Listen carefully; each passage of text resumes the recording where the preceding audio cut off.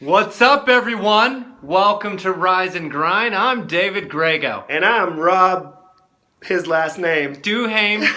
We've worked together for such a long time, and you can't remember my last name. Well, you know, it's all the drugs. It's frustrating. Anyway, today we're going to talk about the friend zone. Friend zone. But with a chick. He's married, so. I am married. He made his best friend his wife. Yes. Which is very hard to do. So, I have a lot of buddies. I was one of them. That you start liking a girl and then you become friends with her, and then all of a sudden, instead of anything else, you're just in the friend zone. And I was going to give some really terrible advice, actually. Yeah, on no, that. tell them the advice. I told not to be available, to totally be a dick and ignore them, and don't be available for them anymore, right? That's terrible advice. Thank you. Especially if you care about the person. So, but in all honesty, we were kind of having this conversation right now, just like, what is the best way to get out of the friend zone? And I, in my cockiness, decided to tell him, no, I know exactly the way to get out of this friend zone. And he in turn said, I'm going to film you saying this. So here's Rob Duhame's number one way to get out of the friend zone. And my way out of the friend zone is blunt and forward honesty. It is the most, it probably feels the most scary, and it probably takes the most courage to do, but bluntly telling somebody how you feel about that person, making your emotions known, just, this is how I feel about you, this is the way I see us, and this is the direction I'd like to go.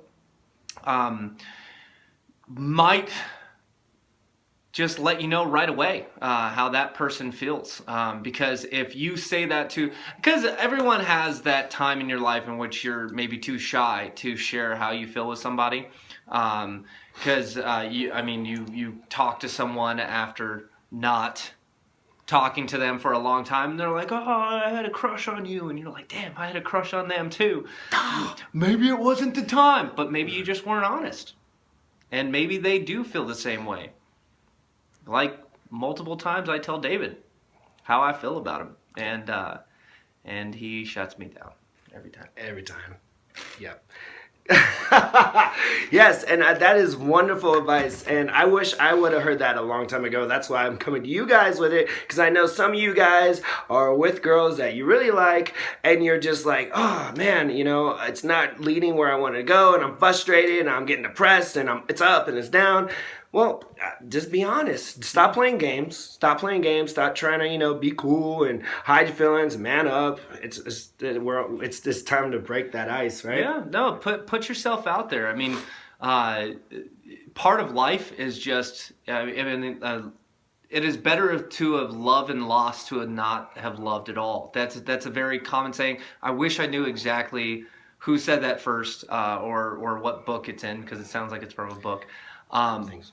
But in all honesty, that is the true case. I mean, put yourself out there. Life is about shared experience. Life is about just putting your best effort into relationships and seeing where they go. Because if you constantly, if you constantly shy away from that, if you constantly avoid the idea that you might love somebody, then you're kind of avoiding life itself. So very true. So embrace it. Definitely embrace it. Anything else you would like to add? Giggity giggity goo. That's right. All right, you guys. This is Rise and Grind with your boy David and Rob, and we will see you later. Peace. Toodles.